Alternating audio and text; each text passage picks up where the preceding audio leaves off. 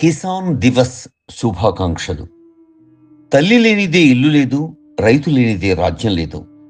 కాళోజీ నాగొడవలో కర్షక అన్న శీర్షికను రాసిన కవితను గుర్చేసుకుందాం ఈ సందర్భంగా.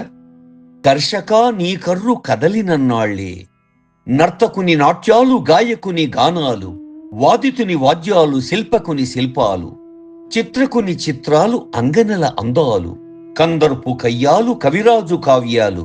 కర్షక నీ కర్రు కదలినన్నాళ్లే, దాంభికుని ధ్యానాలు, ఛాందసుని జాప్యాలు, తాత్వికుని తత్వాలు, మాంత్రికుని మంత్రాలు, గురువుల గోప్యాలు, గుడుగుడు గుంచాలు, దేవుళ్ళ తిరునాళ్ళు, దివ్యనది తీర్థాలు.